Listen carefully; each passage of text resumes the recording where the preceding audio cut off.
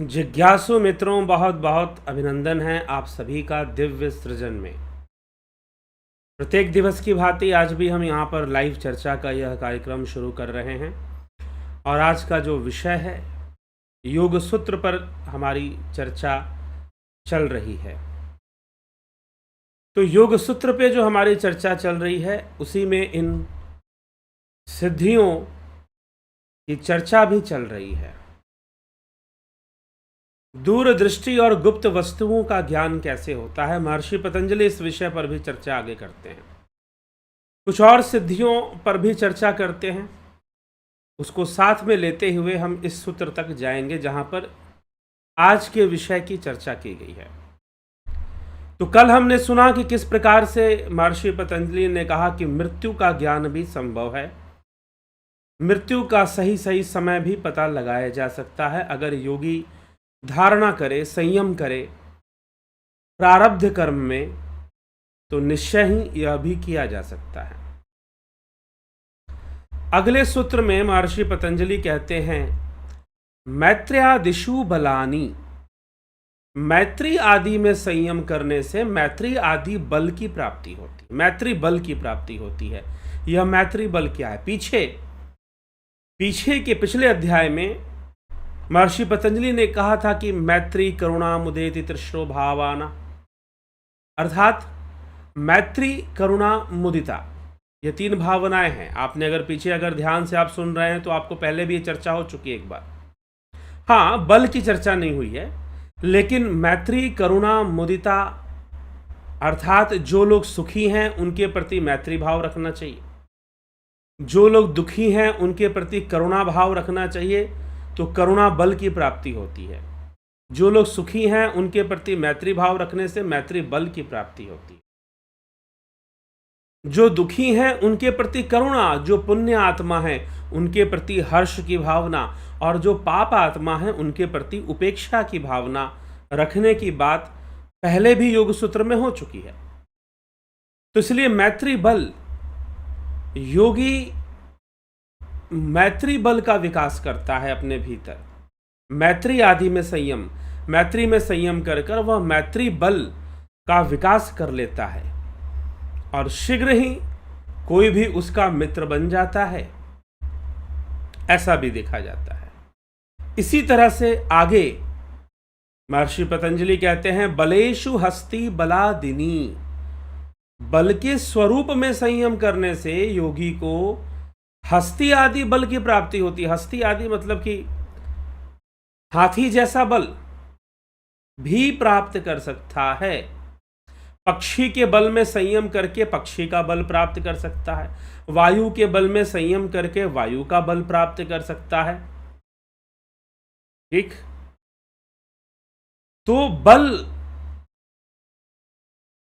बल का विकास होना, हाथी जैसा बल योगी में आ जाए, वायु जैसा बल आ जाए, पक्षी जैसा बल आ जाए, तो बल का संयम करके, चाहे वो हाथी का बल हो, यहाँ पर मुख्य रूप से हाथी का उदाहरण लिया गया है क्योंकि हाथी को बहुत बलशाली माना जाता है शरीर से, तो हाथी का बल योगी के अंदर आ सकता है यदि वो संयम कर ले तो। ठीक, तो ऐसे बल की बात भी आती है। फिर आगे महर्षि पतंजलि कहते हैं कि प्रवृत्त्यालोकन्य सात सूक्ष्म अव्यहित विप्रकृष्ट ज्ञानम, कि ज्योतिषमती प्रवृत्ति कही गई है। संयम द्वारा पदार्थों में जो ज्योतिषमती प्रवृत्ति, ज्योतिषमती साधना के बारे में महर्षि पतंजलि ने बताई है, प्रवृत्ति के बारे में बताई है कि अंतर्घट में निहित ज्योति का ध्यान हो। ऐसे ज्योतिषमती प्रवृत्ति में संयम करने से पदार्थों में उसके प्रकाश का संबंध करने से सूक्ष्म व्यवहित ढके हुए विप्रकृष्ट दूर के पदार्थ का ज्ञान हो जाता है। ठीक है, तो ज्योतिष में गुप्त जो अंतर ज्योति है, अगर योगी उसमें संयम कर ले तो क्या होगा? ऐसे पदार्थ जिसे प्रकृति ने ढक के रखा हुआ है, जैसे कि कहीं पर हीरों का खान हो, जैसे कि कहीं पर तेल का खान हो। तो योगी यह जान लेते हैं कि भाई यहां पर ऐसी चीज यहां पर आपको मिल जाएगी, यहां पर ऐसी वस्तु आपको मिल जाएगी। और दूरदृष्टि, जो देखा नहीं जा सकता, इन नेत्रों से नहीं पहुंचा जा सकता, योगी वैसा दर्शन भी कर पाता है। स्थूल दर्शन की बात हो रही है, कोई सूक्ष्म जगत की बात नहीं हो रही है। लेकिन जैसे कि आप यहाँ इंडिया में बैठे हैं, अमेरिका की चीज़ों को देख लें, इंग्लैंड की चीज़ों को देख लें, अफ्रीका की चीज़ों को देख लें, तो ऐसे दर्शन की, दूर दृष्टि की बात कर रहे हैं। और साथ ही साथ गुप्त दृष्टि, जो देखा नहीं जा सकता वो भी देख लिया जाए। आपको एक बात बताएं, एक छोटी सी घटना मुझे इस विषय में मैंने पढ़ी है, और वह घटना है स्वामी विवेकानंद से संबंधित है। उस समय स्वामी विवेकानंद जी लंदन में थे, इंग्लैंड में थे, और जो जमशेद जी टाटा थे वो स्वामी विवेकानंद जी से वहां पर मिलने जाते हैं। जमशेद जी टाटा, जिनके नाम पर आज जमशेद नगर और टाटा स्टील सिटी बसा हुआ है, बहुत बड़ा शहर आज के समय में बसा हुआ है, और एक ऐसा शहर है जहां पर आपको देश के हर क्षेत्र से वहां पर लोग मिल जाएंगे। एक स्टील सिटी के एम्प्लॉय जो वहां पर गए, फिर वहीं बस गए, वहीं घर बना लिया, तो हर देश के हर भाग राज्य से वहां पर लोग मिल जाते हैं, ऐसा शहर है। तो जमशेद जी टाटा, तब वहां पर कोई शहर इस प्रकार का नहीं बसा हुआ था, तब की बात है। स्वामी विवेकानंद 18वीं 19वीं सदी, मतलब कि लगभग यह 130 साल 40 साल 140 साल पुरानी बात। तो लंदन में थे, उनका भाषण हुआ था सन 1893 शिकागो में, अमेरिका में, जब उनकी स्पीच हुई थी। और उस स्पीच के बाद वो अलग अलग देशों में कई बार घूमे। तो जब वो लंदन में थे तो वहाँ पर जमशेद जी टाटा उनसे मिले, और जमशेद जी टाटा, और उस समय कहते हैं कि वो वहाँ की नदी है एक, वहाँ पर उसमें वो नौका विहार कर रहे थे, साथ में जमशेद जी टाटा भी थे। नदी के ऊपर ही स्वामी जी ध्यान लगाकर बैठे हुए थे, नदी के नाव पर ही, अपने जो बोट जो थी उसी पर वो ध्यान लगाकर बैठे हुए थे। तो उस समय जमशेद जी टाटा ने स्वामी विवेकानंद जी से कहा कि मैं भारत में एक बहुत बड़ा स्टील प्लांट लगाना चाहता हूं। अंग्रेजी सरकार भी कुछ मदद करेगी, लेकिन फिर भी मैं आपसे भी पूछना चाहता हूं कि ये स्टील प्लांट कहाँ लगाया जाए, और मुझे और क्या करना चाहिए। स्टील प्लांट का सहयोग और काम तो मेरा ही होगा, मुझे उसका कॉन्ट्रैक्ट मिल रहा है, तो मैं लगाऊं कहाँ। हमारे देश के लोगों को बहुत रोजगार मिलेगा, देश के इंजीनियर्स, लेबर और बहुत सारे लोगों को रोजगार भी उसमें प्राप्त होगा, और वो बाद में हुआ भी। तो हम कहाँ पर, कौन सा देश का कौन सा भाग ऐसा चुने जहां पर ये स्टील प्लांट अगर लगे तो सफल होगा, विकसित होगा, कौन सी जगह पर हम लगाएं। तो जब ये प्रश्न पूछा उन्होंने, जमशेद जी टाटा ने जब स्वामी विवेकानंद जी से पूछा, तो कहते हैं कि स्वामी विवेकानंद जी उस समय कुछ ध्यान में, कुछ समय तक वो ध्यान में रहे, वो ध्यान में ही बैठे हुए थे, शांत मुद्रा में बैठे थे। जमशेद जी टाटा ने अपना परिचय देकर उनसे कुछ प्रश्न पूछ लिए। कुछ देर बाद अपनी आंखें खोले, और आंखें खोलकर उन्होंने कहा कि देखो, तुम्हें देश में 2 काम करने हैं। ये घटना मैं बता रहा हूं जिससे कि दूरदृष्टि का एक प्रमाण एक मिलता है। ऐसी ये घटना इस प्रकार से आती है। तो जमशेद जी टाटा ने जब पूछा तो स्वामी विवेकानंद ने कहा कि बिहार प्रांत, तब बिहार था, झारखंड नहीं था, अब जमशेदपुर झारखंड में है, तो बंगाल प्रेसिडेंसी था। ये भी जान ले कि पहले बंगाल प्रेसिडेंसी था शायद उस समय। तो उस प्रेसिडेंसी के अंदर जमशेदपुर आया करता था। अंग्रेजों के समय में अलग अलग प्रेसिडेंसी में अंग्रेजों ने बांट रखा होगा, अगर आपने हिस्ट्री पढ़ा हो तो। देश को बांटा हुआ था अलग अलग राज्यों में, बड़े बड़े हिस्सों को उन्होंने बांट रखा था। आज के जैसे छोटे छोटे राज्य नहीं थे, बहुत बड़े बड़े, जैसे कि बंगाल प्रेसिडेंसी के अंदर पूरा बंगाल आता था, बांग्लादेश जिसे कहते हैं वो भी आता था, झारखंड और बिहार का बहुत सारा क्षेत्र आता था, सारे क्षेत्र नहीं, बहुत सारे क्षेत्र फिर भी आ जाते थे। तो बंगाल प्रेसिडेंसी और फिर बाद में उसे अलग कर कर बिहार राज्य अलग से बना, जिसमें कि झारखंड बहुत बाद में बना। इधर सन 2000 या के आसपास जो है झारखंड का निर्माण हुआ। तो जमशेदजी टाटा को स्वामी विवेकानंद जी ने कहा कि स्वर्ण रेखा नदी के किनारे छोटा नागपुर क्षेत्र में, उस क्षेत्र में आप वहाँ पर जो क्षेत्र है, आदिवासी क्षेत्र है, उस जगह पर आप जाइए और वहाँ पर आदिवासियों पर बहुत अत्याचार हुआ है। अंग्रेजी सरकार ने, ब्रितानी सरकार ने बहुत अत्याचार आदिवासी समाज पर किए हैं, उनकी ज़मीनें हड़पी हैं और बहुत संघर्ष चला। अगर आप ट्राइबल मूवमेंट पढ़ेंगे तो बहुत संघर्ष चला छोटा नागपुर के क्षेत्र में अंग्रेजों के खिलाफ। तो आप वहां पर ये काम करिए और वहां पर आपको लेबर मिलेगा, मजदूर मिलेंगे, आपको पानी है, नदी है, वहां पर स्वर्ण रेखा नदी है और वहां पर आप काम करिए। और वहां पर साथ में जो वर्ल्ड का जो बेस्ट आयरन है वो वहां जमीन में है, बेस्ट आयरन।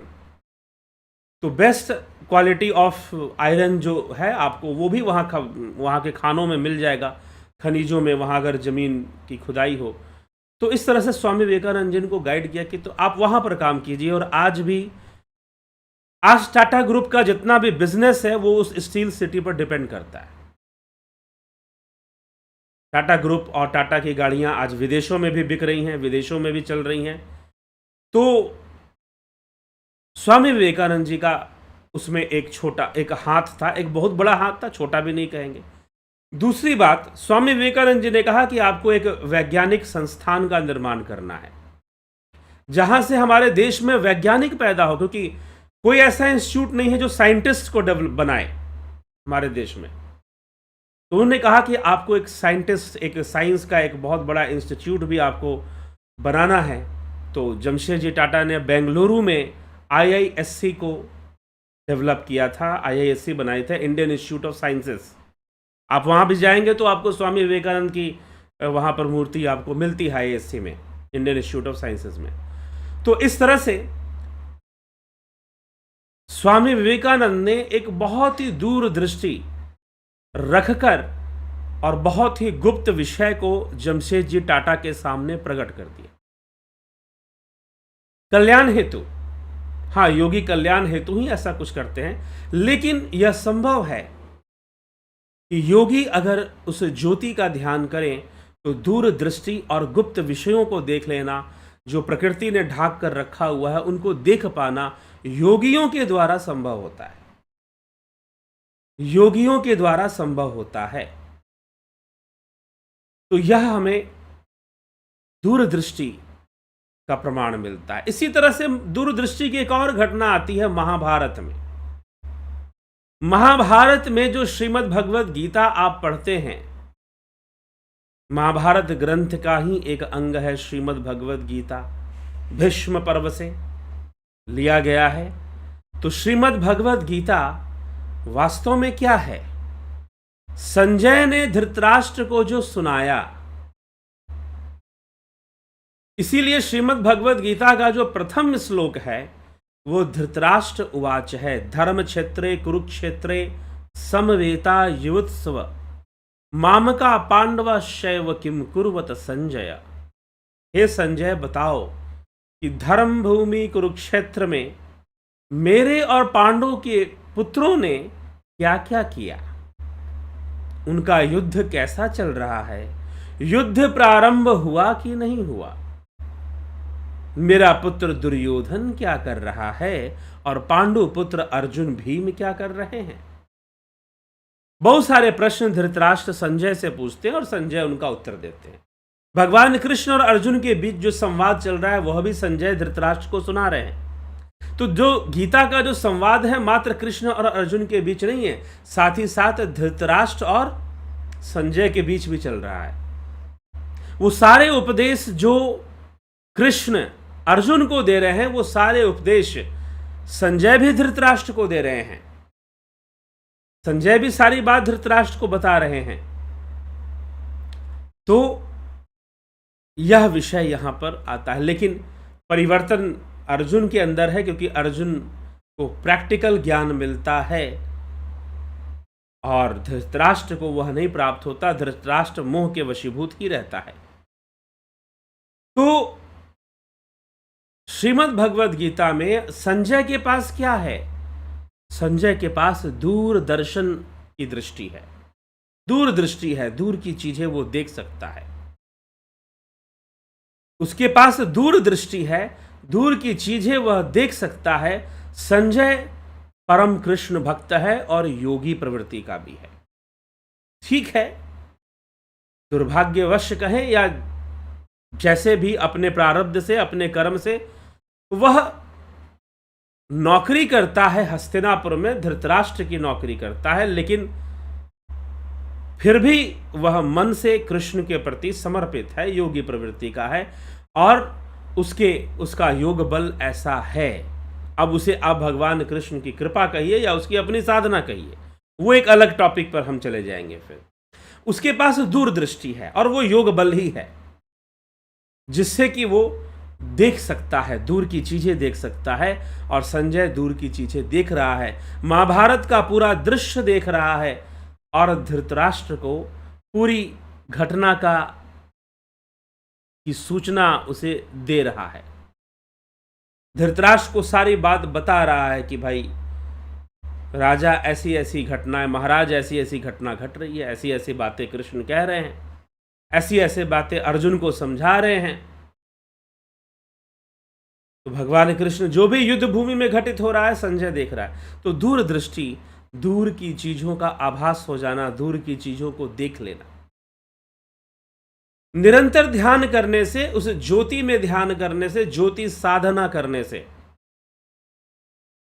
उस बिंदु में, नील बिंदु में ध्यान करने से, निरंतर ध्यान करने से योगी के अंदर ऐसी क्षमता का विकास हो जाता है, योगी के अंदर ऐसी शक्ति का विकास हो जाता है कि वह दूर की चीजें भी देख सकता है। ठीक है, दूर की चीजें भी वो देख सकता है और ऐसा हो रहा है। संजय ने देखा और हम वर्तमान युग में, मॉडर्न एज में आ जाएं, मॉडर्न पीरियड में हम आ जाएं, तो हमें स्वामी विवेकानंद जी मिलते हैं, जिन्होंने एक ऐसा प्रमाण दिया कि योगी दूरदृष्टि को देख सकता है। स्वामी विवेकानंद को मॉडर्न एज का, आधुनिक युग में योग का सबसे बड़ा प्रेरक, योग का प्रेरक नहीं कहा जाता है, सूत्रधार कहा जाता है, योग के सूत्रधार माने जाते हैं। खास करके मैं जो नेट का एग्जाम देते हैं, यूजीसी नेट में यह प्रश्न भी आ चुका है, यूजीसी नेट में यह प्रश्न आ चुका है, योगा से जो नेट करते हैं या वाईसीबी एग्जाम्स देते हैं, योग के क्षेत्र में पढ़ाई कर रहे हैं, वो ध्यान रखें। अगर उसमें प्रश्न आ चुका है कि आधुनिक युग में योग को नया रूप देने वाले या योग की चर्चा करने वाले, जहां पर योग एक तरह से चर्चा योग की बंद हो गई थी, लेकिन आधुनिक युग में यह योग की चर्चा को शुरू करने वाले बहुत बड़े स्तर पर कौन था? तो इस प्रश्न का उत्तर है स्वामी विवेकानंद। ठीक है, यूजीसी नेट में यह प्रश्न भी आ चुका है। आधुनिक युग में पातंजल योग सूत्र पर भाष्य किसने दिया? स्वामी विवेकानंद ने दिया। उसके बाद ओशो ने, रजनीश का नाम आता है। तो स्वामी विवेकानंद ने दिया, आधुनिक युग में पातंजल योग सूत्र पर पहला भाष्य दिया उन्होंने। तो ये सब क्वेश्चंस हैं जो पूछे जाते हैं। ठीक है, वैसे जो भाष्य है, महर्षि व्यास का भाष्य है, विज्ञान भिक्षु का भाष्य है, वाचस्पति मिश्र का तत्व वैशारदी है, और फिर आपके राजा भोज का भोजवृत्ति है। तो ये भाष्य जो है ये आधुनिक के तो नहीं है ना, मॉडर्न एज के नहीं है। तो ये प्रश्न परीक्षाओं में पूछे जाते हैं कि आधुनिक युग में योग सूत्र का भाष्य किसने लिखा, आधुनिक युग में योग के जो चिंगारी जलाने वाले कौन कहे जाते हैं? तो स्वामी विवेकानंद ने उनका नाम। ठीक है, तो स्वामी जी ने देखकर या दूरदृष्टि से देखकर बता दिया। इसी प्रकार से लगभग स्वामी विवेकानंद और रामकृष्ण परमहंस के समकालीन एक संत हुए श्री श्यामाचरण लाहिड़ी महाशय। उन्होंने, चलो स्वामी विवेकानंद एक सन्यासी बने, एक सन्यासी बनकर घूमे फिरे, प्रचार किया, लेकिन श्री श्यामाचरण लाहिड़ी महाशय एक गृहस्थ जीवन जीते हुए योग का प्रचार करते रहे और ना जाने कितनी बातें उन्होंने बताई, यहां तक कि कई बातें और कई लोगों की सहायता उन्होंने इस मामले में की है। एक बार समंदर में एक जहाज डूब रहा था। समंदर में एक जहाज जो कि बहुत सारा कुछ सामान लेकर जा रहा था, तो वो डूब गया, उसमें कई लोग भी डूब गए। और जिस दिन डूबा, जिस समय डूबा, लाहिड़ी महाशय जी ने वो बात बता दी कि भाई ऐसे ऐसे एक जहाज जो है इस प्रकार से डूब गया। तब वो वाराणसी में रहते थे। कई लोग उनके पास आते थे, कई बार अंग्रेज अफसर भी उनके पास आते थे। तेलंग स्वामी भी उस समय काशी में थे। तो जब ये बात बताई तो लोगों ने एक मामूली बात सुनी और समझी, लेकिन उसी समय वाराणसी के अंग्रेजी दफ्तर जो थे, जो थाना था, वहाँ पर वो सूचना आ गई। और जब सूचना आ गई तो उनका एक अनुयायी उस समय वहाँ पर था। पुलिस वालों ने उसको पकड़ लिया था और वहाँ पर सूचना आई तार से कि जहाज डूब गया है। लगभग 1-2 दिन बाद तार की खबर तेज जाती है, लेकिन वहाँ पर 1-2 दिन में तार पहुँच जाना बहुत बड़ी बात होती है। फास्टेस्ट कम्युनिकेशन था। आजकल तो ईमेल है, 2 सेकंड का काम है। ईमेल किया, ईमेल में भी हल्का सा समय आपको लगेगा, 5-6 सेकंड, 10 सेकंड लग सकता है, आपके इनबॉक्स में आ जाएगा। तो जो है आया वहाँ पर टेलीग्राम तार, तो पता चला कि भाई ऐसी ऐसी घटना घटी है, एक जहाज डूब गया है, बहुत सारा माल लेके जा रहा था, डूब गया। तो जाकर उसने कहा कि महाराज आपने जो कल बात बताई थी वो तो सच्ची साबित हो गई, सही में एक जहाज डूबा है। तो इस तरह से कई योगियों की ऐसी कई घटनाएं आती हैं योगियों के जीवन में, जहां पर उनको दूरदृष्टि का प्रमाण मिलता है कि हाँ दूरदृष्टि होती है।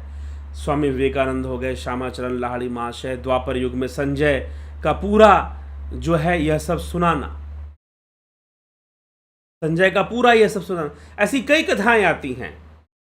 चलो ये सब तो प्रमाणिक है, स्वामी विवेकानंद वाली बात भी प्रमाण के साथ है। अगर हम संजय की बात करें तो वह भी प्रमाण के साथ मिल जाएगी।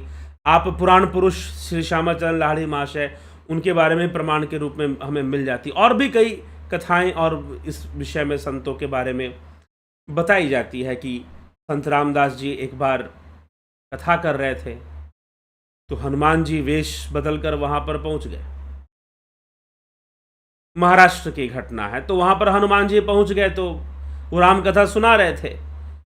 हनुमान जी एक साधारण वेश में पहुंच गए, सुनाते सुनाते सुंदरकांड का प्रसंग चल रहा था। तो हनुमान जी ने कहा कि भाई मेरी ही कहानी सुनाने वाला है सुंदरकांड में, और क्या सुनाएगा, चलो देखते हैं सही सुनाता है कि यहां पकड़ा जाएगा अगर गलत सुनाएगा तो।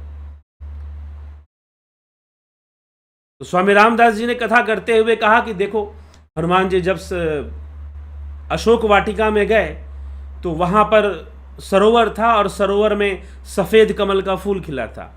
हनुमान जी ने कहा कि पकड़ा गया, गलत बोल गया, यहां पर सफेद कमल का फूल था ही नहीं, लाल कमल का फूल था।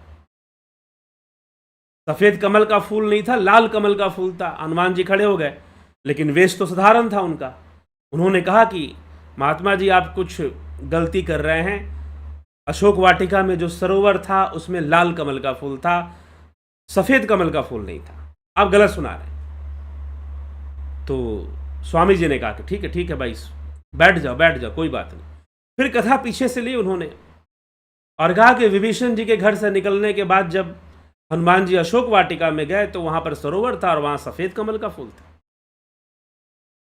हनुमान जी को गुस्सा आया कि भाई ये क्या, इसको बताने के बाद भी गलत सुना रहे हैं, ये तो ठीक बात नहीं है। उन्होंने कहा कि आप गलत सुना रहे हैं, सुधार कर लीजिए, आपने सुधार नहीं किया। वहां पर लाल कमल का फूल था, सफेद नहीं था। तो संत रामदास जी ने कहा कि भाई ये क्या बात हुई, आप क्यों बीच में डिस्टर्ब कर रहे हैं? आपको कैसे पता कि सफेद था? मैं कहता, आपको कैसे पता कि लाल था? मैं कहता हूं सफेद ही था, लाल था ही नहीं। तो ऐसे कथा आती है इस प्रकार से। ये एक प्रचलित कथा के रूप में, इसका प्रमाण मुझे, मैंने कहीं लिखित रूप में नहीं देखा है। हाँ, कोई किताब में लिखी हो तो कथा के रूप में है। लेकिन तो उस समय जो हनुमान जी वेश बदल के गए थे, उन्होंने कहा कि मुझे पता है कि वहां लाल कमल का फूल था। रामदास जी ने कहा कि नहीं, सफेद कमल का फूल था। तो कहा कि लाल, ये तो झगड़े वाली बात यहां पर हो गई। ये अड़ गए कि मैं गया था, लाल कमल का फूल था। संत रामदास जी, तुम्हें कैसे पता कि लाल कमल का फूल था? तुम्हें कैसे पता कि लाल कमल का फूल था? तो हनुमान जी ने कहा कि अरे मैं खुद गया था वहां। आगे, अब ये कलयुग में है, तुम वहां उस समय कैसे कैसे चले जाओगे? उन्होंने कहा कि मैं हनुमान हूं, मैं ही हनुमान हूं। तो संत रामदास जी ने कहा, तुम होगे हनुमान, तुम होगे हनुमान, लेकिन सफेद कमल का फूल था, लाल कमल का फूल नहीं था। तो कथा आती है कि हनुमान जी ने कहा कि ठीक है, अगर ऐसी जिद तुम पकड़ के बैठे हो, गलत गलत कथाएं सुनाए जा रहे हो, ऐसी जिद पकड़ के बैठे हो, तो चलो चलो वैकुंठ, सीधा भगवान से पूछते हैं। अब दोनों जो है सूक्ष्म शरीर से वैकुंठ पहुंचे। भगवान से बात की तो विष्णु जी ने कहा कि देखो हनुमान, ऐसा है कि वहां पर सफेद कमल का ही फूल था, और ये सही सुना रहे हैं। तो हनुमान जी ने कहा, अरे मैं खुद गया था, मैंने अपने आंखों से देखा कि लाल कमल का फूल था। विष्णु जी ने कहा कि नहीं, तुम क्रोध में बहुत थे उस समय। सीता जी की स्थिति को देखकर उनको बहुत सारी राक्षसियां परेशान कर रही थी, और रावण जो है इस तरह से डरा धमका। तुम क्रोध में थे और तुम्हारी आंखें लाल थी, इसलिए तुमको लाल दिख रहा था, लेकिन सफेद कमल का फूल था। तो ठीक है, एक कथा है, लेकिन भगवान विष्णु कहते हैं कि इन्होंने अपने योग दृष्टि से देखा है, योग दृष्टि से देखा है। तो ये सब एक प्रवचन में ही, कथाओं में ही सुनी हुई बात है, मैंने भी सुनी ही है। ठीक है, ये उतना प्रमाणिक नहीं है, लेकिन यहां पर योग दृष्टि के भगवान कहते हैं कि इन्होंने अपने योग दृष्टि से देखा है, तो वो सही देखा है ये चीज। लेकिन लाहिड़ी महाशय का एक अंग्रेजों का जहाज डूबना और उसका खबर आना, स्वामी विवेकानंद का ये बताना कि स्वर्ण रेखा नदी के तट पर जाकर आप अपना स्टील प्लांट लगाइए, वहां की जमीन में बहुत लोहा है, वहां नदी है तो पानी भी आपको मिलेगा, और साथ ही साथ वहां पर आपको मजदूर भी बहुत मिलेंगे। जमशेदजी टाटा को भारत के बारे में ज्यादा पता नहीं था, पारसी थे वो। पारस मतलब ईरान, जिसका इस्लामीकरण होने के बाद बहुत सारे जो पारसी थे, या तो उन्होंने इस्लाम अपनाया, या फिर जो है वो इधर उधर के देशों में चले गए, और ज्यादातर भारत आ गए, क्योंकि यहां से उनकी संस्कृति मिलती जुलती थी, तो यहां पर आना उन्होंने ज्यादा अच्छा समझा। तो ये इसके पीछे तो साक्षात प्रमाण है कि स्वामी विवेकानंद जी ने अपनी दूरदृष्टि, और IISc Bengaluru, Indian institute of sciences Bengaluru, आज भी देश का एक बहुत बड़ा और एक सफल संस्थान है। मतलब वह जो मिशन था आईआईएससी का, वो सफल हुआ, बहुत सारे साइंटिस्ट, डॉक्टर्स वहां से निकलते हैं। तो इस प्रकार से स्वामी विवेकानंद जी की दूरदृष्टि का हमें प्रमाण साफ साफ सामने में देखने को, एक योगी की दूरदृष्टि कैसे काम कर सकती है, ये साफ साफ हमें देखने के लिए प्राप्त हो रही है। तो ऐसी कई घटनाएं हैं योगियों के जीवन में। एक घटना मैं आपको बता रहा हूं ऑटोबायोग्राफी ऑफ योगी से। वैसे चलिए, उसमें बहुत सारी बातें हैं, लेकिन संतों की कई बातें हैं। चारपाई के नीचे युक्तेश्वर गिरी ने 2 गोभी के फूल रखे हुए थे। युगदा ने कहा, परमहंस ने कहा कि ठीक है, हम वो गोभी के फूल जो है हम बनाकर खा लेते हैं, उसको सब्जी उसकी बनाकर खा लेंगे। ठीक है, उनको देख के लालच आ रहा था कि गोभी खाए बहुत दिन हो गए हैं। जन्म उनका गोरखपुर में हुआ था, लेकिन फिर वो बाद में बंगाल में उनका रहना हुआ और बंगाल से फिर वो रांची आ गए और रांची में उनका आश्रम आज भी है, योगोदा सत्संग सोसाइटी के नाम से विश्व प्रसिद्ध है। तो जो है वहां पर गोभी के फूल रखे हुए थे। युक्तेश्वर गिरी ने कहा कि तेरी किस्मत में तू नहीं खा पाएगा। क्यों नहीं खा पाएगा? क्योंकि उसको खाने वाला कोई और है। उन्होंने कहा कि कोई तो दिख नहीं रहा यहां पर, हमारे यहां कौन खाएगा भाई? अगर बनेगा तो हम ही लोग तो खाएंगे, और कौन खाएगा? आके नहीं, संभव नहीं है। तो कुछ देर बीता, दोनों चुप हो गए, बात चली गई और उन्होंने कहा कि जाकर देख गोभी का फूल वहां पर है कि नहीं। चारपाई के नीचे कहीं पर रखा था, तो वहां पर जाकर देखा तो गोभी के फूल वहां पर नहीं थे, गायब थे, वहां से गायब थे। तो उन्होंने कहा कि जरा बाउंड्री के उस पार जाकर देख, बाउंड्री से जरा चढ़कर देखो तो जरा गोभी का फूल तुम्हें नजर आ रहा है कहीं से? तो उन्होंने देखा कि हाँ गुरुजी, एक आदमी है और वो जो है गोभी का फूल लेके जा रहा है। वो हमारा ही है क्या? कि हाँ वो हमारा ही है। तो बोला कि आप लेके जा रहा है, मतलब कौन है वो, कैसे आपने दिया उसको? अरे बोला कि मैंने दिया नहीं, चोर है वो, चोरी करने आया था, चुरा के ले गया। तो योगदा ने कहा कि आपको पहले से पता था तो आपको बताना चाहिए था, मैं उसको सुरक्षित रखता। आके मुझे यह भी पता था कि उसी को खाना है। चल ठीक है, आगे से ध्यान रखना चोरी ना हो, लेकिन खाना उसी को था। तो ऐसी छोटी मोटी अनेकों घटनाएं योगियों के जीवन में हम देख सकते हैं, जो कि मिल सकता है। और योगी ऐसा करते थे, देख सकते थे कई ऐसी बातें, और कई बातें भविष्यवाणियाँ श्री अरविंदो को हम सुनेंगे समझेंगे तो उनमें भी, उनके जीवन में भी कई ऐसी बातें मिलती हैं जहाँ पर इस तरह की चीज़ें देखने को मिलती हैं। तो योग से दूरदृष्टि का प्राप्त होना, दूरदृष्टि, और साथ ही साथ गुप्त चीज़ों को देख लेना जो कोई नहीं देख सकता, प्रकृति ने उसे गुप्त करके रखा हुआ है, ये देख लेना। हाँ, यह नहीं है कि योगी अनायास ही घूमते फिरते हैं, चलो भाई ये बता देते हैं। अरे उनके पास वो खजाना होता है कि उसके सामने, उनके पास वो ऐश्वर्य होता है कि सांसारिक दौलत उसके सामने कुछ भी नहीं होती। सांसारिक दौलत उसके सामने कुछ भी नहीं होती है। तो योगी फिर पैसे लेकर भी आपसे ये सब काम नहीं करके बता दे, भाई कोई योगी जी हो बता देंगे। हाँ, जो ऐसी सिद्धियों को करने वाले हैं, भूत प्रेत की सिद्धियां, तो वो उनके माध्यम से भी कुछ बातें पता लगा लेते हैं कि भाई कौन सी चीज कहां गुम गई है। लेकिन वो निषिद्ध क्रिया है, वह निषिद्ध विद्या है। इसीलिए निषिद्ध विद्या को स्कंद महापुराण में भगवान शिव ने कहा है कि ये नरकगामी विद्या है, नरक में ले जाने वाली विद्या है, जो निषिद्ध विद्या है। उसका प्रयोग नहीं करना चाहिए और ना उसे सीखना चाहिए।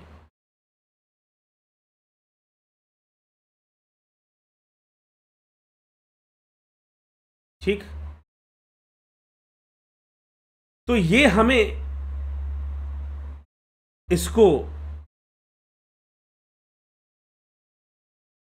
समझकर चलना चाहिए कि दूरदृष्टि प्राप्त हो जाती है अगर व्यक्ति अपने अंतर में ज्योति का ध्यान करे। अपने ही अंतर में यदि ज्योति का ध्यान करे तो हमें जो है ऐसी शक्तियां भी हमारे अंदर विकसित हो जाती हैं।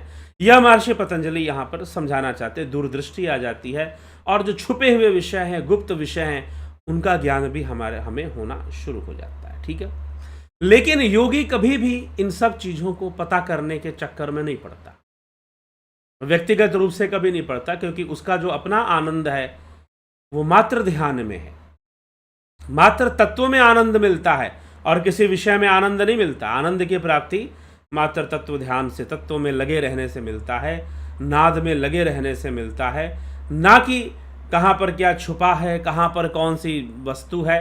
ठीक है, कभी उन्होंने किसी की सहायता के लिए, कोई व्यक्ति बहुत तीव्र इच्छा लेकर आया या बहुत श्रद्धा भाव से आया और लग रहा है कि बहुत कल्याणकारी काम करना चाहता है, बहुत अच्छा कार्य करना चाहता है तो उसको बता दिया। जैसे स्वामी विवेकानंद के पास जमशेद जी टाटा पहुंचे, एक कल्याणकारी योजना लेकर पहुंचे आम मनुष्य के लिए, साधारण मनुष्य के लिए, क्योंकि उस स्तर का योगी हो जाना भी हर व्यक्ति के वश का नहीं है। वैसे प्रारब्ध, वैसे संस्कार सबके नहीं होते हैं कि वो उस लेवल का योगी बन सके जो स्वामी विवेकानंद लाहिड़ी महाशय, जिनका हमने यहां पर नाम ली।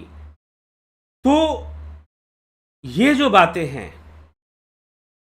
हमें समझने की आवश्यकता है। तो निरंतर ध्यान योग का अभ्यास करने वाले जो साधक हैं, अगर वो निरंतर ध्यान योग का अभ्यास करते हैं, ज्योति साधना करते हैं, ज्योति ध्यान करते हैं, तो निश्चय ही ऐसी शक्तियों का विकास कुछ नहीं है, फोकस, पावर ऑफ फोकस है। अपनी एकाग्रता से, अपनी ध्यान शक्ति से स्वामी विवेकानंद जी पूरी भारत भूमि का भ्रमण कर लिया। उन्होंने देख लिया कि भारत में कहां पर क्या है और बता दिया कि यह जगह मुझे सटीक लग रही है, और वही उत्तर उन्होंने उनको दे दिया कि तुमको 2 काम करना है। ठीक है, मैं तुम्हें स्टील प्लांट के लिए बोल रहा हूं, लेकिन भारत के लोगों में साइंटिफिक डेवलपमेंट बहुत जरूरी है, इसलिए इंडियन इंस्टीट्यूट ऑफ साइंसेस को बनाना पड़ेगा। और जमशेद जी टाटा ने उसकी भी स्थापना की, उसको भी बनाया। तो ऐसे घटनाएं, ऐसी चीजें हमें, कल्याणकारी घटनाएं भी देखने को हमें प्राप्त होती हैं, मिलती हैं। तो जो गुप्त विषय है और जो दूर का विषय है उसको भी योगी जान सकता है, उसको भी योगी देख सकता है। यही इसी शक्ति और इसी सिद्धि की चर्चा महर्षि पतंजलि यहां पर इस सूत्र में कर रहे हैं। 25वें सूत्र में प्रवृत्त्यालोकन्य सात सूक्ष्म व्यवहिता विप्रकृष्ट ज्ञानम। ठीक, इस सूत्र में वह इसी बात को समझा रहे हैं कि योगी प्रवृत्त्यालोकन्य सात सूक्ष्म व्यवहित विप्रकृष्ट ज्ञानम, विप्रकृष्ट ज्ञानम, कि महाज्योति में संयम करने से, महाज्योति में संयम करने से, जो कि पहले इस अध्याय में भी 36वें सूत्र में महर्षि पतंजलि अंतर्ज्योति या ज्योतिष्मति ध्यान के बारे में उन्होंने बताया है। तो महाज्योति में संयम करने से सूक्ष्म व्यवधान युक्त दूरवर्ती वस्तुओं का भी ज्ञान हो जाता है। ठीक है, हो जाता है, ऐसे ज्ञान भी हो जाता है। तो इस प्रकार से महर्षि पतंजलि इस विषय को यहां पर प्रस्तुत कर रहे हैं। तो ये सिद्धि का वर्णन है। चलिए आगे चलते हैं हम सभी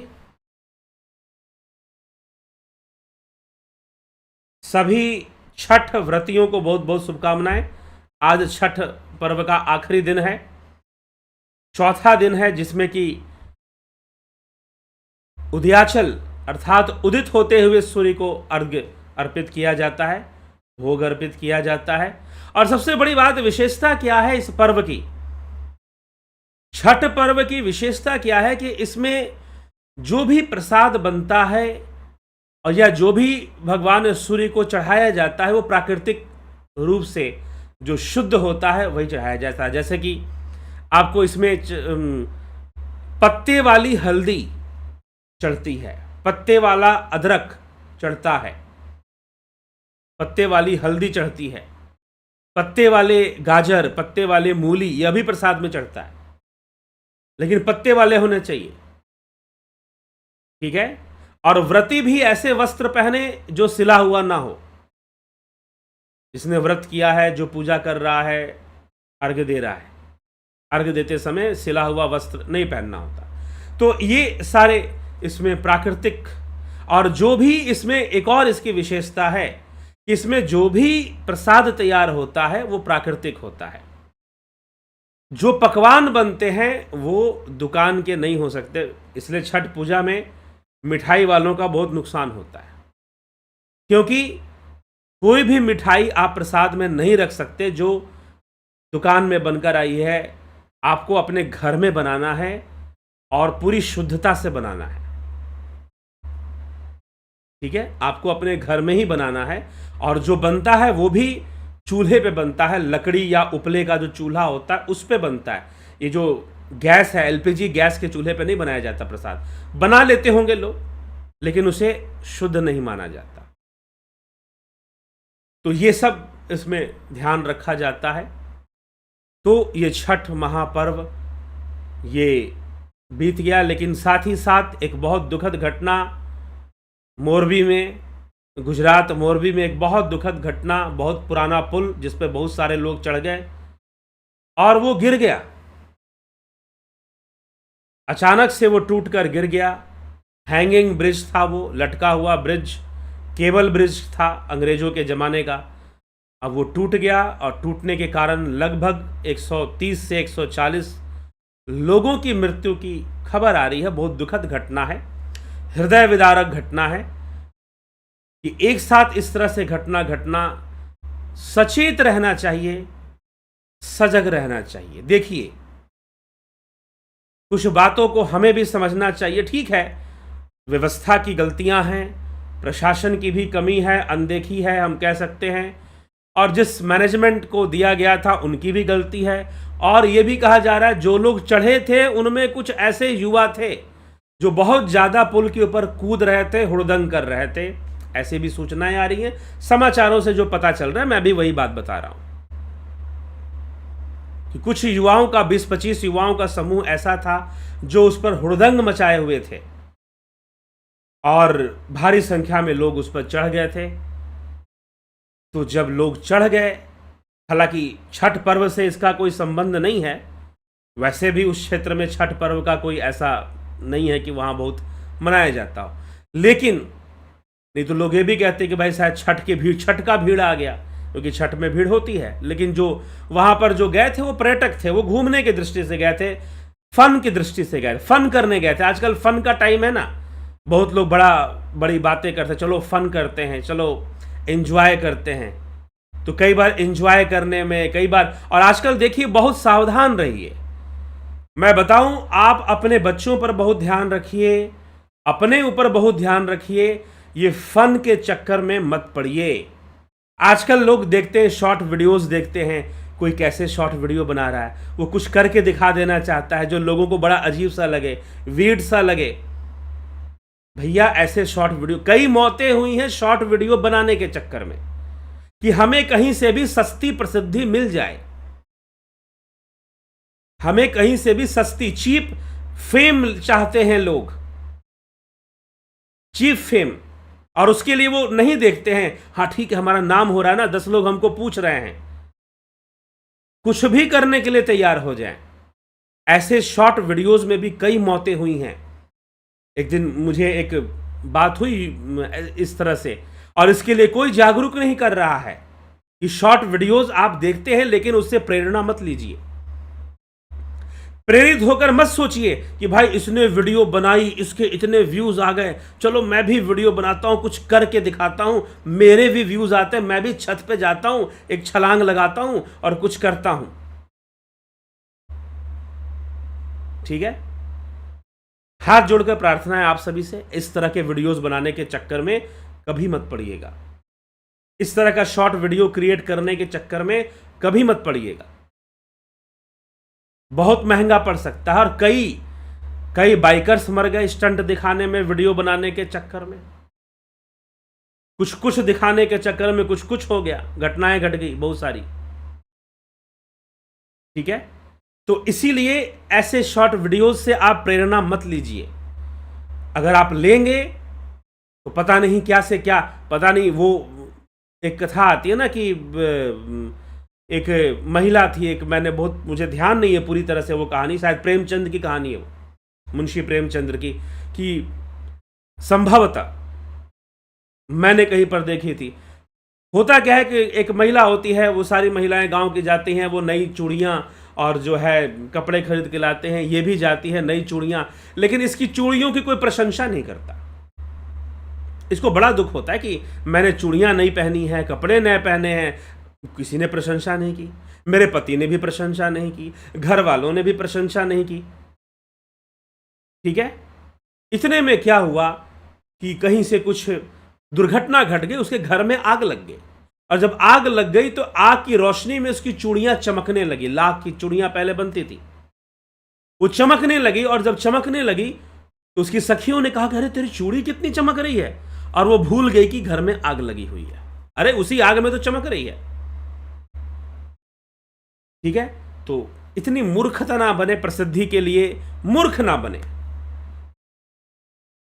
ठीक है, सही रास्ते से प्रसिद्धि मिले, सही काम के लिए मिले तो अच्छी बात है, नहीं तो कोई बहुत बड़ी चीज नहीं, एक वासना है। इसी को आदि गुरु शंकराचार्य ने लोक वासना बोला है। लोक वासना, बहुत कम लोग बच पाते हैं कई बार इस लोक वासना से। तो यह लोक वासना है, तो आप इससे बचिए, और जबरदस्ती का कुछ क्रिएट करना, शॉर्ट वीडियो बनाना, ऐसी चीज़ों से बचिए, क्योंकि शॉर्ट वीडियोस ऐसे ऐसे बनाए जाते हैं, अगर उससे प्रेरणा ली जाए और आप भी लग जाए वीडियो, पता नहीं कौन सी दुर्घटना घट जाए, कुछ कर दिखाने के चक्कर में, कुछ कर दिखाने के चक्कर में कौन सी दुर्घटना घट जाए। तो ऐसी गलतियां ना करें। और दूसरी बात, कोई भी त्योहार आता है, खुशियां मनाते हैं आप, बहुत अच्छी बात है, लेकिन खुशियां सचेत अवस्था से मनाएं, सचेत रहें, कॉन्शियस रहें, हर घटना के प्रति कॉन्शियस रहें। पटाखे, अभी दिवाली थी, कई लोगों के हाथ जल जाते हैं, कई लोगों के आंख में ही रॉकेट चला जाता है, कई लोगों के आंखों में कुछ पटाखों का कण चला जाता है, ऐसी घटनाएं घटती हैं। सचेत, कॉन्शियस होकर जो भी करना है करिए। अगर उस पुल पर चढ़े हुए लोग सचेत होते, कॉन्शियस होते, तो वहां से तुरंत, जब इतनी भीड़, तो वहां से निकलने की कोशिश करते कि भाई बहुत भीड़ हो गया है और पुल बहुत हिल रहा है, क्योंकि वो टूटने के पहले काफी हिल रहा है और यहां पर चहलकदमी ज्यादा हो रही है, तो यहां से हम बाहर निकले, थोड़ा सा सचेत रहते। हमेशा फन के चक्कर में मत रहिए, ठीक ना, ये फन के चक्कर में बहुत बड़ी बड़ी दुर्घटनाएं घट जाती हैं। तो एक सचेत अवस्था में अपने कॉन्शियस लेवल को हमेशा राइज करके हमें रखना है, एक दृष्टा भाव से चीजों को देखना है, फिर आप देखिए आपके डिसीजन सही होंगे। ठीक है, बहुत सारे लोग गिर गए, लेकिन बहुत सारे लोग ऐसे समझदार लोग भी होंगे जिन्होंने भीड़ देखकर उस पुल पे चढ़े ही नहीं होंगे। भाई इतनी भीड़ है, कौन जाएगा इसमें, नहीं चलते हैं, इतनी भीड़ में कुछ भी हो सकता है, दुर्घटना घट सकती है, स्टैम्पेड हो सकता है, एक साथ लोग अगर पुल से भागेंगे या निकलेंगे, कुछ भी हुआ, भगदड़ हुई, तो दुर्घटना घट सकती है। तो और भीड़ भाड़ में जाते भी हैं तो बहुत सचेत रहें, चौकन्ना रहें। ठीक है, तो खुशियों को मनाते हुए भी अपने अंदर एक चेतना को जागृत रहना, सचेत रहना, समझ रखना, यह बहुत जरूरी होती है, क्योंकि यह प्रकृति है। इस प्रकृति में जहां सबसे ज्यादा खुशियां हैं वहीं पर दुख रहता है। ठीक है, वहीं पर दुख रहता है। यह प्रकृति का बहुत बड़ा रहस्य है। तो यह प्रकृति इसी प्रकार से गुण, दोष, सुख, दुख, जड़ चेतन से मिश्रित है। मिश्रित है, कहां पर क्या हो जाए, कहां पर बैठे बैठे क्या हो जाए। कल हमने चर्चा की मृत्यु ज्ञान के विषय में। सोते सोते लोग निकल लेते हैं, ये तो फिर भी नदी में गिर गए बेचारे। ठीक है, तो कहां पर कौन सी कैसे घटना घट जाए ये बताना मुश्किल है, कब हो जाए। प्रकृति के अनेकों रूप हैं, इसीलिए हमेशा कॉन्शियस, और कॉन्शियस रहने के लिए ध्यान योग में विधियां बताई गई हैं, चलित साधना के बारे में बताया गया है। ध्यान योग कोर्स जो लोग करते हैं, तो हम अपने आप को कॉन्शियस स्टेट में रखें, चीजों को दृष्टा भाव से देखें, ऑब्जर्वर की तरह देखें। ठीक है, तो ये सब हमें ध्यान रखना चाहिए। लेकिन एक पवित्र दिन पर, षष्ठी तिथि एक पवित्र दिन है, और इस पर ऐसी घटना का घटना यह निश्चय ही दुखद है, हृदय विदारक है। बाकी राजनीति करने वाले राजनीति करेंगे, बहुत तरह की बातें होंगी। ये जो नेता समुदाय है, ये कितने लोगों की हत्या करवा दे बताना मुश्किल है, जीतने के लिए, चुनाव जीतने के लिए कौन सा खेल खेल जाए, क्या कर जाए, इस बिरादरी से आप क्या आशा रखेंगे। तो यह समस्या है। लेकिन जो है, हमें खुद भी सावधान होने की जरूरत है, हमें खुद भी सचेत होने की जरूरत है। ठीक है, बहुत बड़ी गलती है वहां पर ज़रूर प्रशासन को ध्यान देना चाहिए था। जब ऐसा पुल है तो वहाँ पर रहना चाहिए था, पुलिस होनी चाहिए थी। और कई ऐसे पुल हैं जो कि अंग्रेज़ों के बनाए हुए, अंग्रेज़ों के ज़माने के हैं, और वहाँ पर मैंने देखा है सीआरपीएफ लगी होती है या फिर आपको सीआईएसएफ लगी होती है। जो बहुत पुराने ब्रिज हैं वहाँ सीआईएसएफ होती है और गाड़ियों को एक एक करके निकालती है, एक एक करके वो निकालती है। आपने देखा होगा कई जगह पर ऐसे ब्रिज हैं जिसके जो एक ही ब्रिज में रोड भी है और ट्रेन भी जाती है, और वो अंग्रेज़ों के टाइम की है बने हुए, बहुत कमज़ोर पड़ जाते हैं। इधर भी श्रोण नदी पर एक ऐसा पुल है, तो वहाँ पर सीआईएसएफ रहती थी पुल के ऊपर और गाड़ियों को एक एक करके निकालती थी ताकि पुल पर लोड ना बढ़े। तो ऐसी जगहों पर प्रशासन को इस तरह से ध्यान देना चाहिए था। अगर पुल खोला गया तो ध्यान भी देना चाहिए था, ठीक है, लेकिन हम भी सचेत अवस्था में रहें। जब भी खुशियां मनाते हैं हम सचेत अवस्था में मनाएं, सचेत रहें, एक सचेतता, एक चेतना, खुशियां जरूर मनाएं, लेकिन साथ में एक समझदारी, एक कॉन्शियस अपने आप को रखिए, तो आप देख पाएंगे कि आप सही निर्णय ले पाएंगे। और ये हवा में वीडियो बनाने का चक्कर, स्टंट दिखाने का चक्कर, अगर काम करना है तो देखा देखी में मत कीजिए। कोई सीरियस टॉपिक आपके पास होना चाहिए, एक सीरियस उद्देश्य होना चाहिए, एक सीरियस प्लानिंग होनी चाहिए, तब ये वीडियो बनाने का काम शुरू कीजिए। कई लोग ब्लॉगिंग करते हैं, अलग अलग जगहों पर जाते हैं, तो वो लोग एक सीरियस प्लानिंग करके करते हैं, ऐसे ही जाके ब्लॉगिंग नहीं कर लेते। उनकी वेल प्लान्ड उनकी ब्लॉगिंग होती है, पूरी जो भी वहां पर जरूरत है वो सारी व्यवस्था करते हैं, कैमरा हेल्पर्स अपने ले जाते हैं, तब जाके वीडियो रिकॉर्ड करते हैं। लेकिन आप जो है सस्ती प्रसिद्धि के चक्कर में, वीडियो बनाने के चक्कर में, कुछ का कुछ दिखाने के चक्कर में करोगे और कुछ का कुछ हो गया। बहुत लोगों के साथ बहुत कुछ हुआ। किसी ने मुझे इस बात पर सचेत किया था लगभग 1 महीना पहले कि शॉर्ट वीडियो बनाने के चक्कर में एक मौत हो गई, ठीक ना। एक छोटा सा बच्चा और उसको एक लड़का लगभग 12 साल का उसे वो गोद लेकर उसे उछाल रहा है, और बेचारा छोटा सा बच्चा था, मुश्किल से 9 महीने की उम्र होगी या 1 साल का बालक होगा, और 12 साल का बच्चा उसे खूब वीडियो बना रहा है, उसे ऊपर उछाल रहा है और उसे कैच कर रहा है। अरे तुम्हारी खुद की उम्र 12 साल है और 1 साल के बच्चे को तुम ऐसे उछाल रहे हो, छूट गया हाथ से। बच्चे का सिर ऐसी जगह जाकर लगा कि 1 साल के बच्चे की मृत्यु हो गई। अपना भाई था, उसका सगा भाई। ऐसी भी घटनाएं घट जाती हैं। वीडियो बनाना है तो ये बड़ा खतरनाक काम हो जाता है। तो इन सब चीज़ों के प्रति बड़ा ही सचेत रहने की आवश्यकता है। देखा देखी में, ज़बरदस्ती की प्रसिद्धि लेने के चक्कर में इस तरह के कार्य करना उचित नहीं होता है। बच के रहना है, और भीड़ भाड़ से अपने भीड़ भाड़ में अगर जाते भी हैं तो चारों तरफ से उस भीड़ भाड़ का माहौल देख लें कि भैया यहाँ कितनी भीड़ है, कैसा माहौल है, तो देख लें एक बार, दृष्टा भाव से पूरा दृश्य देख लें कि क्या चीज़ है यहाँ पर, और फिर जाकर उस वहाँ पर सम्मिलित हों। अगर लगता है कि बहुत यहाँ पर माहौल बिगड़ सकता है तो वहाँ से थोड़ी दूरी बनाकर रहें। अगर वहाँ पर जा भी रहे थोड़ा दूरी रखें, ठीक है, क्योंकि हर आदमी को आप समझा तो नहीं सकते हैं। आप कितने समझदार बन सकते हैं ये आपके ऊपर निर्भर करता है।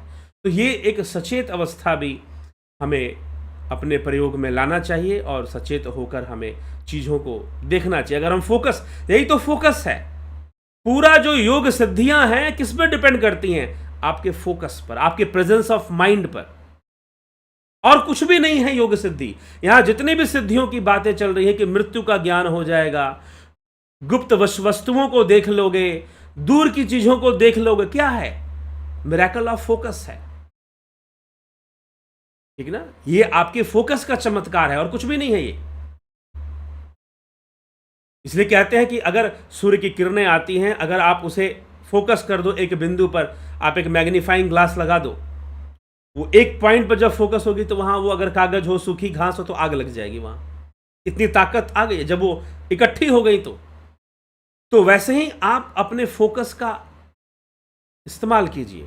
वो उस लेवल पर कॉन्शियस हो जाना। स्वामी विवेकानंद जी उस लेवल पर फोकस हो गए, कॉन्शियस हो गए कि भाई हाँ, कहाँ पर स्टील प्लांट लगना चाहिए, कौन सा जगह देश में सबसे अच्छा है स्टील प्लांट लगाने के लिए।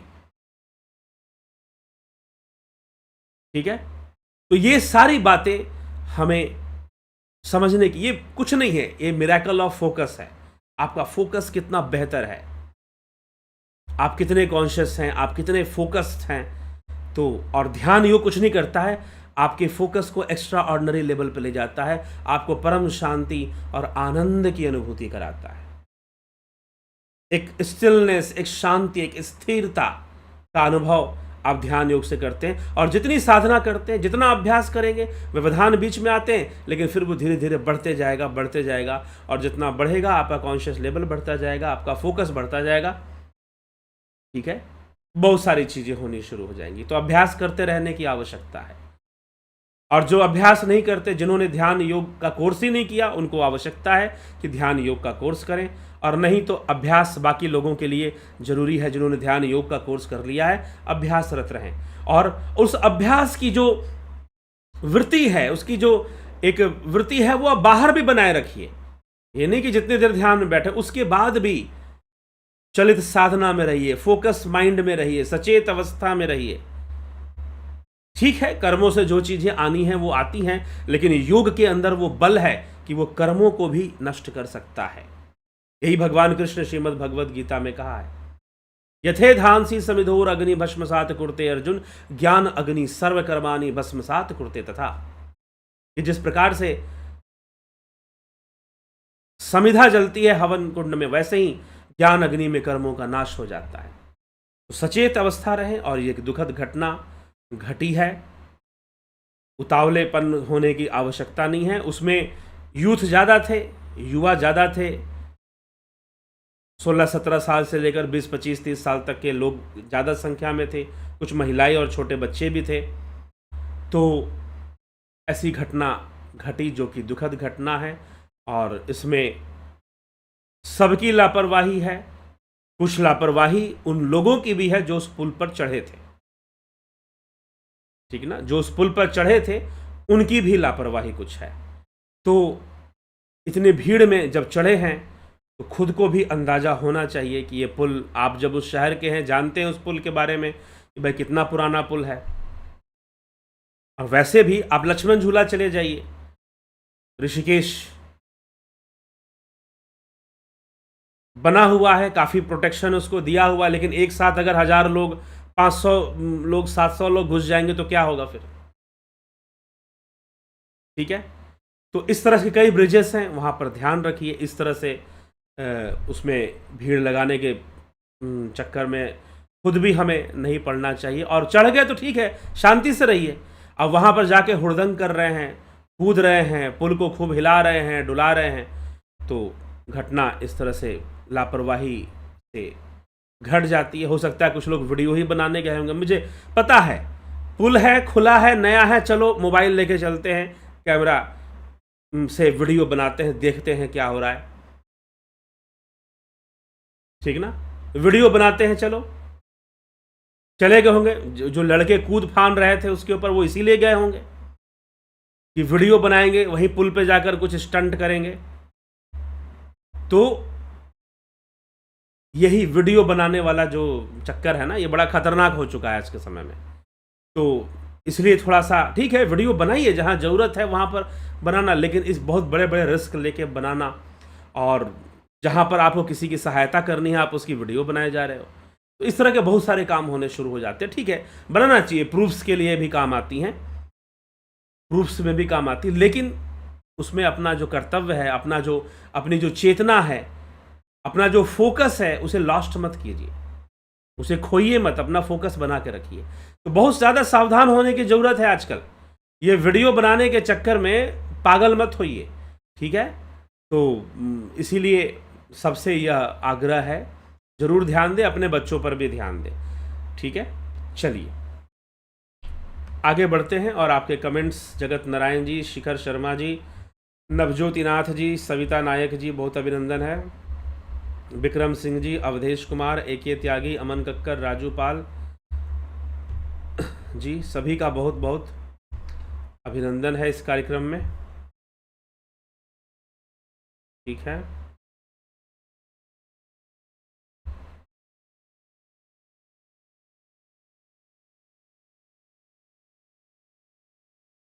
तो आरजी जी, कुंवर जी, सीताराम माली जी, घनश्याम सरोदे जी, विंदेश्वरी मिश्रा जी, हीरालाल यादव जी,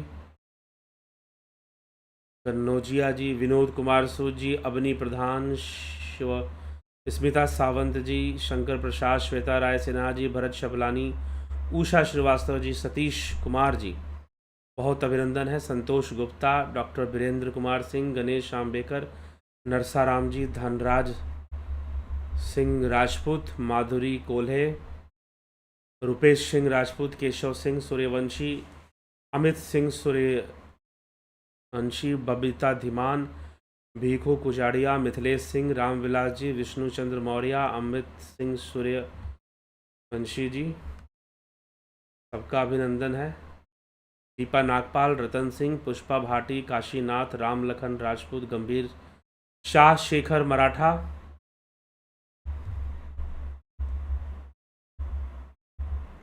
पंकज सोनी, बंशीलाल जी, राकेश मराठे जी, रचना कुमारी, स्मिता सावंत। ईरान और इराक के बीच में पर्शियन आखात था, 25-30 साल पहले ईरान ने कब्जा कर लिया जी।